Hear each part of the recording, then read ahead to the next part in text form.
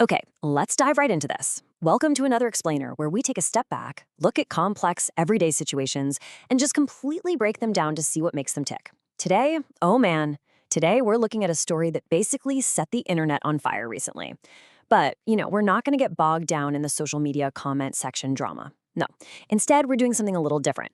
We're going to use the framework of classic literature to actually decode this wildly polarizing internet debate. Because as you'll see, it turns out the masterworks of the past, they actually hold the absolute perfect blueprint for understanding the chaotic psychology of the present. All right, so here's the stark, really crushing reality we're dealing with. A female college student whose father has just fallen severely ill. Like, to the point where the family's savings are completely wiped out and her tuition for the upcoming semester, it's entirely up in the air. Yet, right next to this financial ruin is her actual behavior. She is absolutely insisting on keeping her pop concert ticket. Her boyfriend practically begged her to refund it, right? He pointed out the massive contrast between the cost of that ticket and her family's desperate medical and living expenses. But she stubbornly refused. So, the internet, as you can probably guess, just erupted. Everyone was asking, how could she do this? Why would she do this? Now, before we go any further, I want to make something crystal clear here. What we're looking at is a contemporary slice of life. This is not a trial of her consumption habits. We are explicitly suspending moral judgment today, okay? We're not here to take sides in the internet debate or to label her a bad daughter or, I don't know, a modern independent woman. That is not what this explainer is about. What we are doing is treating this whole thing as a really fascinating psychological and sociological case study. We're going to look at this neutrally to understand the human behavior driving it, and we're going to use a very specific literary critic's lens to do it. So, part one, the thesis, the who knew persona.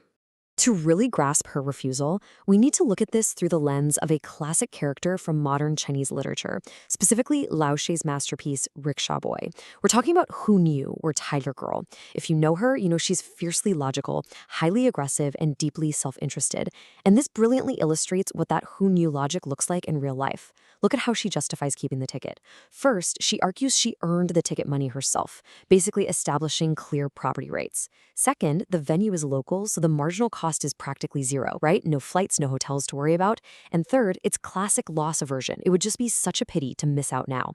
Just like Hu Niu, the student is building a fortress of unassailable economic logic. She is fiercely guarding her personal boundaries against a world, whether it's her boyfriend or her crushing poverty, that is trying to encroach on her. It is literally a survival tactic built on not yielding a single inch. But, if we only look at that tough exterior, we miss the actual heart of the story. So let's move to part two, the antithesis, the Zhao Fuzi persona. Let's peel back that aggressive armor for a second and look at the exact opposite archetype from that same novel, Xiao Fuzi. In Rickshaw Boy, she represents just heartbreaking vulnerability, utter destitution, and a really tragic helplessness. She is completely drained by poverty, basically waiting desperately for a savior. To see how this actually connects to our college student, we have to talk about the black hole. You see, a severe family illness doesn't just drain a bank account. It functions as this massive, inescapable void that sucks away all future certainty. It leaves behind this profound psychological emptiness. The student isn't just broke. She's hovering right on the edge of having to drop out of school entirely. So deep down, beneath all that tough, calculating logic we just talked about, she is experiencing the exact same desperate emptiness as Xiao Fuzi. And that brings us to a completely different understanding of what this concert ticket actually means. In this context, the concert is not mere entertainment. It's a desperate cry for help to escape that void. Just as Xiao Fuzi desperately needed someone, literally anyone, to fill the gaping holes in her life, this student desperately needs the fleeting, overwhelming sensory experience of a live concert.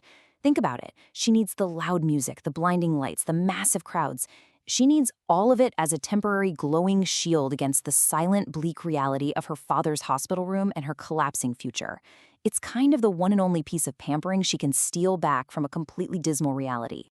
So the big question, how do we make sense of a person who is simultaneously so calculating and so unbelievably vulnerable? Let's get into part three, the synthesis, the power of amalgamation. Now, what's really interesting about this is how, when we synthesize these two completely contrasting sides, this psychological duality maps out perfectly. On one side, we see Hu Niu's aggressive defense, that calculating logic built squarely on the ruins of her life. But then it overlaps directly with the other side, Xiaofuzi's desperate attachment to a fleeting, illusory light. By amalgamating these two classic archetypes, the student just transforms right before our eyes. We see exactly how a literary critic's lens, combining these conflicting character traits, actually enhances our understanding of the situation. We stop seeing her as just another stubborn internet trope and start seeing her as a complex, deeply scarred representation of our modern era. It elevates the whole thing from a basic who is right and who is wrong debate to a truly profound observation of human complexity.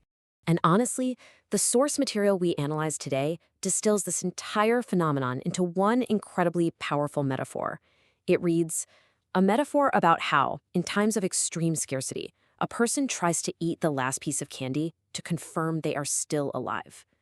I really want you to let that sink in for a second. That concert ticket, it has nothing to do with pop music. It's the last piece of candy. When literally everything around you is collapsing into that black hole of illness and poverty, clinging to that one brightly colored, sweet experience, it's the ultimate, desperate proof of your own existence. Which leaves us with the ultimate takeaway from today's explainer. When we manage to move past our initial instinct to just judge people online and instead really try to understand the deep, overlapping layers of human behavior, we end up learning something about ourselves. So I'm going to leave you with this final thought to reflect on. In an era of scarcity, when the pressure mounts and the walls are closing in on you, how do you confirm you are still alive? Thank you so much for joining me for this deep dive, and as always, keep seeking to understand the stories hiding right beneath the surface.